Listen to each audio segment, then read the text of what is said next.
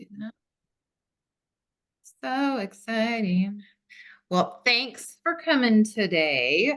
So for this first Zoom Q&A session in regards to my self-made residency um, for June, I wanted to talk a little bit about the basics of art residency first for anyone who's not familiar with what an art residency is. And I wanted to talk about this because as I was, sharing the idea of it with lots of people in my circles back in Philly, and also not in Philly, but in Colorado, and then also telling people like as I'm here visiting, like what in the world I'm up to, they just would kind of cock their head and go, Say what now? What are you doing?" So for anyone that doesn't know what an art residency is, it is defined as a temporary period of time when an artist works on a project or develops new ideas in a new environment. And so these residencies, that's a very general definition of it. And they can vary in length. They could be as long as like a week. They could be a year. They could be even longer. Depending on like how long an artist wants to stay somewhere. And in a lot of cases, people will partner with organizations, schools, different locations to be able to do these residencies. So a lot of places, like there's several places in Colorado that people just are drawn to create in those spaces, and a lot of times they will offer residencies for artists to explore their space, do something creative with it, maybe follow up with some projects. And then there's a lot of schools that do residencies and other, programs and organizations. What catapulted this one for me is this was my second year I applied to the Denver Botanic Gardens residency program. They have one that's kind of like, it's pretty free flowing as far as like you go down to the Botanic Gardens, you can work with their staff and get into their resources and be able to utilize those for whatever focus it is that you want to do. And so I've applied for the last 2 years, like really hoping I could get in because it's something I'm really curious about, that I really wanted to study. And I've been rejected for the last 2 years. And so, obviously that, rejection is part of an artist's journey. And I think the neat thing with it is it really made me start thinking like, why am I waiting for somebody to give me permission? And I started thinking about an artist friend of mine that I've known for decades. And I had seen on the side that she would occasionally, usually in the winter months of, Pennsylvania, because that's where she's based in, is Pennsylvania. She would go down to Florida for a self-made residency, and she'd send pictures, and this is what I'm doing, what I'm working on. And so I started pondering this idea of like self-made residency and what that could be. I actually got in touch with Lorraine Glessner is her name, and I've mentioned her in some of my emails.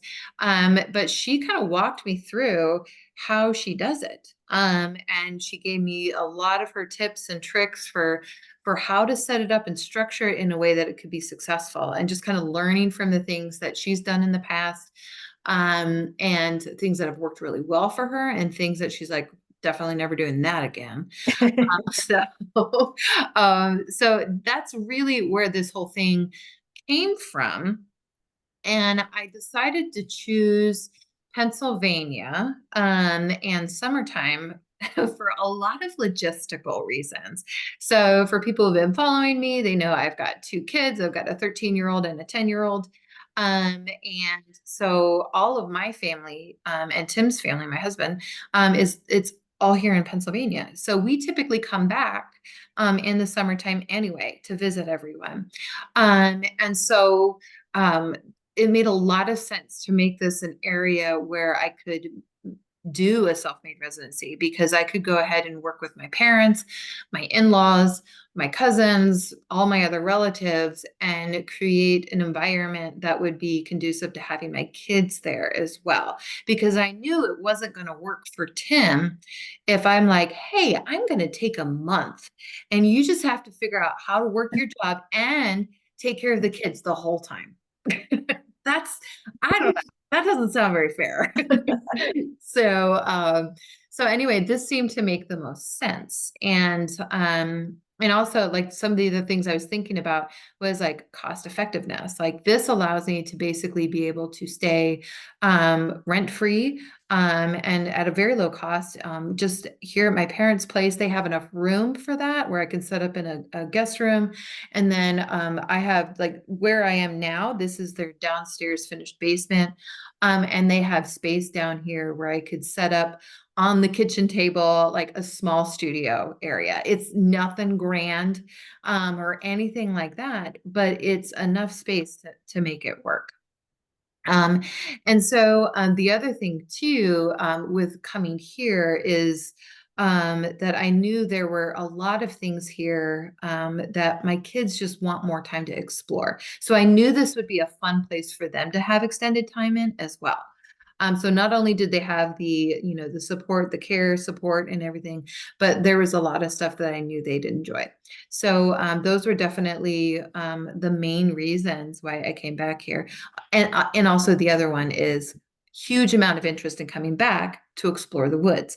So it's something, so obviously like when you're thinking about a residency, you don't want to just pick somewhere because it's convenient and because you know, it's cost effective and all that. Like you should definitely make sure there's a draw, an inspiration, and a reason creatively why you want to be there.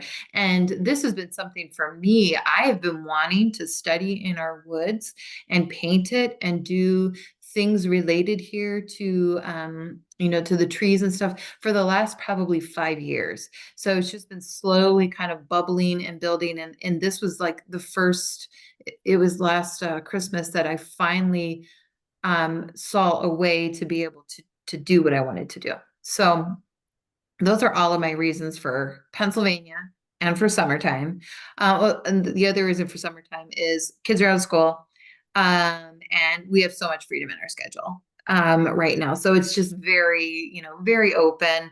And I very intentionally planned no festivals, no nothing in June. That was something that I had to kind of plan ahead of time, but I was able to do that. So that was great, but it is a sacrifice. So like, you know, I could be making money in June at different festivals and doing stuff like that, but I decided this was more important and this is something that I wanted to set aside time for. So Nice. yeah, any questions about any of those aspects? None at the moment. No, not that I can think of.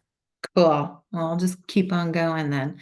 Okay. So as far as what I'm focusing on, this I think was the trickiest thing with a self-made residency. Like with other residencies, usually the organizer gives you some kind of framework that you need to build an idea within, right? So like for the Botanic Gardens, they had, I think, 4 different areas of theme or focus that you could choose from, and then you build a project off of one of those. And so, but like when you're doing it all by yourself, I mean, the sky's the limit. And so trying to figure out how to constrain down in so that you can actually stay focused and really work on something as opposed to just flying everywhere, which is my normal MO. And I'm like, let's do that. So so that took a lot of self-control and a lot of trust, just to know that I could pick maybe 1 or 2 things and it was okay to pick those 1 or 2 things and I wasn't going to miss out on other things and just, you know, just following that path, having my back while I did it. Um, and just really like for me, a lot of these things have developed over time and also like through my, my prayer time and my devotion time and all of that. So just bringing all of those pieces together and being like, I think this is where I need to focus and just being like, okay, this is what we'll do. So, but anyway, I decided to not only focus in on just the woods location where we are. A couple other locations I had, and my dad's been bringing them up and totally trying to knock me off track. Not intentionally, but just because there's so much else to see. He's like, you should go paint the farm. My uncle and aunt's farm. You should definitely go paint that. And all these different things. I knew I wanted to focus in on the woods as my central location. And then I also wanted to stay with just a very few simple ways of creating and expressing and making those conducive to actually being on site in the woods. And this is just something that's developed over months of planning. And because when I first started thinking about this, I was like, oh, what I'll do is I'll just set up a huge studio in my parents' basement and I'll, do printmaking and I'll have collage everywhere and I'll create amazingly huge pieces. And then I started thinking about like what I really wanted to do is I really wanted to be in the woods. And I'm like, okay, well, if that's what I want. I really have to change my method of how I think this is going to go. And so then I started exploring what it would look like to do plein air painting, which was another leap of faith because I haven't actually been very interested in plein air painting for years. Like I did it in college, but it wasn't something that I'm like, that I'm well practiced in. I've been working out of my studio from photo reference for the last 15 years or so. So that was definitely a leap of faith. But so what we ended up doing is I created with my dad's help, we made a lap board. So this is my lap board. My mom's awesome. She put carpet on the back of it, so it Oh went my sideways. gosh. And these holes hold like a place for brushes. So this little jelly jar goes in here, and I can put so all my brushes go in like that. Nice. Okay, so that's that. And then I have a little place for water or solvent. So I've mostly been using oils. So my solvent goes in here. And then there's a little lip on the end here so that like my paint palette will stay where it needs to stay. I can also use clamps. Like I can use a clamp like this to hold a board or my palette. A lot of times I'll secure my palette with an extra clamp.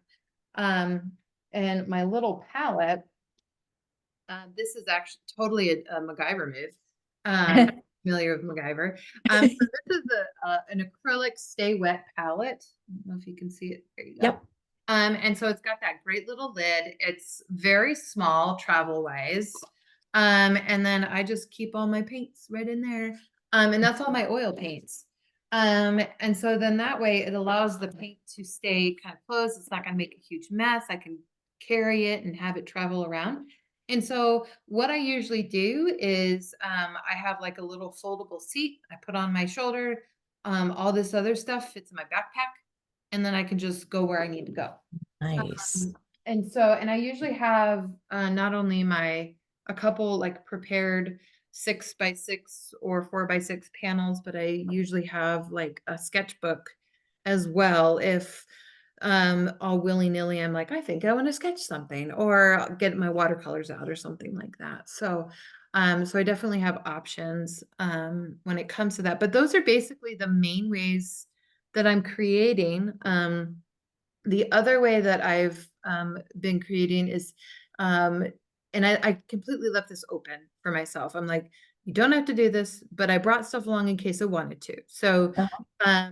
and so I guess that's one of the things I've learned is to remain curious, allow for lots of exploration, and not to pin myself down with like, oh, you need to do this many pieces, you need to do this type of work, blah, blah, blah, blah, blah. But giving myself a small amount of options and then kind of going where I feel led to go. So but a lot of I have a couple pieces. This is this is a collage piece I'll paint on top of later. But so I'm just using like newspapers my grandparents gave to me. They're like, Oh. we're just throwing these away. You want those? I'm like, yeah, I do. And then I got my mom's sewing closet and got a whole bunch of her stuff out. Fun. And then I also found a whole bunch of old piano books that I used to work from as a piano student. I also Excellent. I found two of my brothers. My brother took piano, I think, for maybe 6 months. And so he has two books. And I completely forgot that like he took piano for a little bit and didn't last very long. But Yeah. my mom's like, yeah, tear those up. That's fine. Awesome. But those are the ways I've been creating. Um, Staying open to exploration. And just like I'd say when I first came to like when we first started hiking around in the woods, my dad and um, I wasn't exactly sure what I was going to be drawn to. I didn't exactly know what I was trying to capture.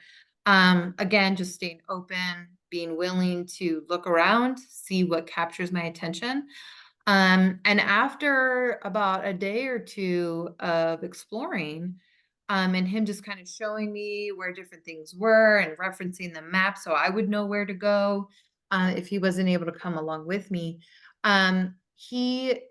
He kept talking about how the forest has changed over the last probably 2 decades, and it that really stuck with me as far as understanding like things are changing in the forest. There's actually a gypsy moth kind of blight coming on through that is threatening a lot of the oaks in the area, causing like a decimation of the Mm. oak groves and whatnot. And he would point out to me different places along the ridge as we were driving, like the gypsy moth had been there. You can see it's all brown.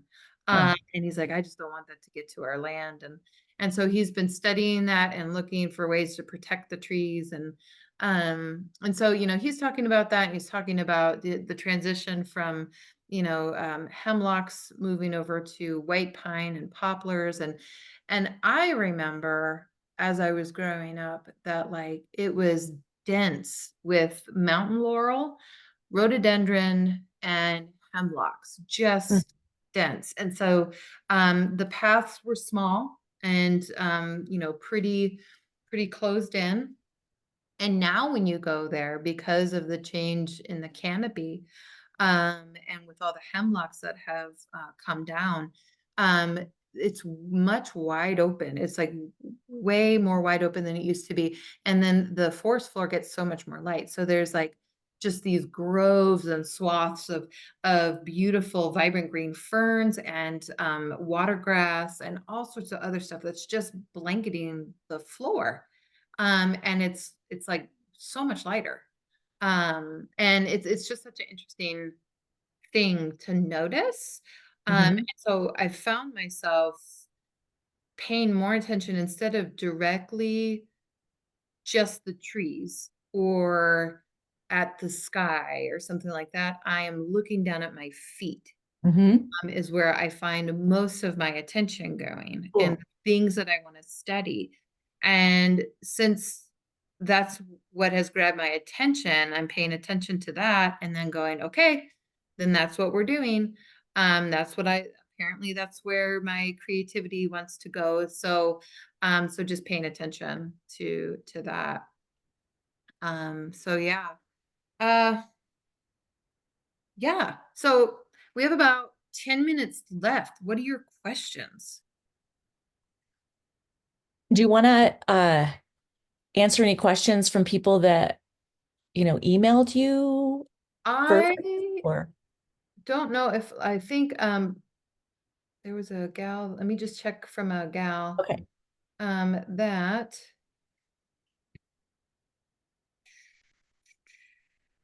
No, I didn't really get any questions other than just like, we're so excited that you're doing this. And, I've had people contact me as far as their other like their residencies that they are doing. Okay. It's super fun. Okay. Okay. Yeah. So All right. Well, I guess I was wondering, so when you're going into the woods, are you walking from your home or are you driving to a place and then hiking in with your dad? great question. So my dad's land is about 20 to 25 minutes from their house. So Okay. we take the truck or the car, and we load it up with the things that we need and then drive to a place. It's kind like I would consider it the trailhead, right? So there's a farm that is really close by to the land. It Hmm. used to be owned by a family member, and it's since been, passed on to a different family. But so then we we had to like travel through this like farm and through all of the trackers Wow. to get to this Yeah. back road. And then we just, park kind of like where basically where the trails start to kind of diverge and go out their own ways. So we get Hmm. there, figure out where we're going, and then we hike in from there. So one of the main places that I've worked so far is near a cabin that my dad and some of his buddies built. We call That's it. what I was, yeah, I saw that in your Yeah. painting and that was super cool. Yeah. And I wondered if that was your cabin, your family's Yeah. cabin, or if you could go inside and if Mhm. you ever remember spending time in and around that area when you were little.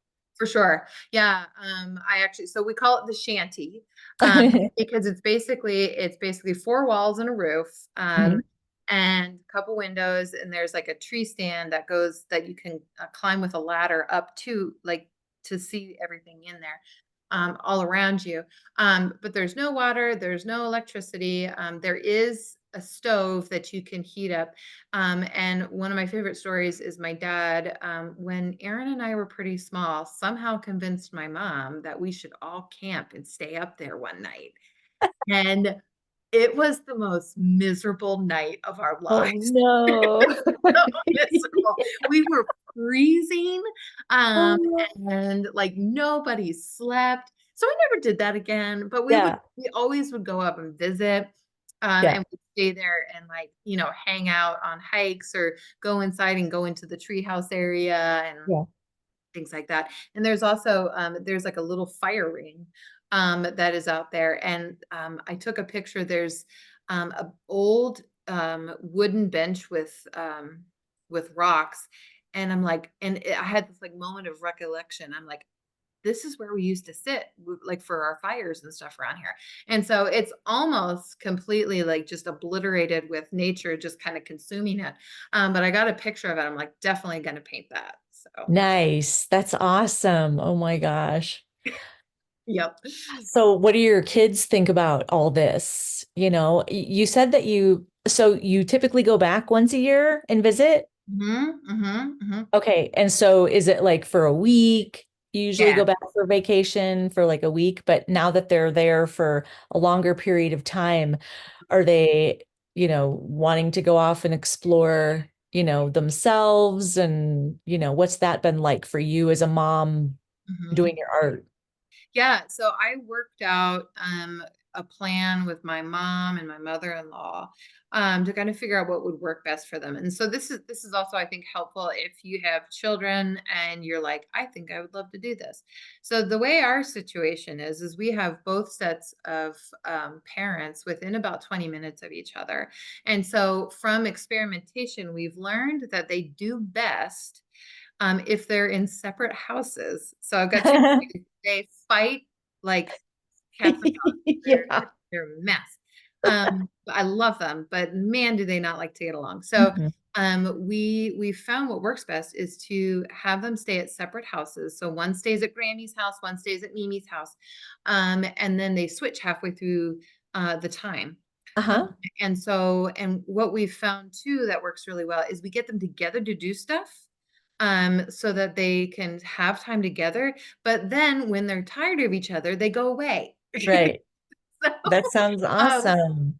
Yeah, so it definitely helps from like a disciplinary standpoint, like Yeah, where like my mom and my mother-in-law have no desire whatsoever to discipline. They've of course. so, Right. so Yeah. in that. But yeah, they've been doing a lot of their own things. Like I worked it out with my mom and my mother-in-law, gave them ideas about things that the kids might be interested in. They came up with their own ideas and they've just been Cool. coordinating stuff pretty much on their own. So That's great. yeah.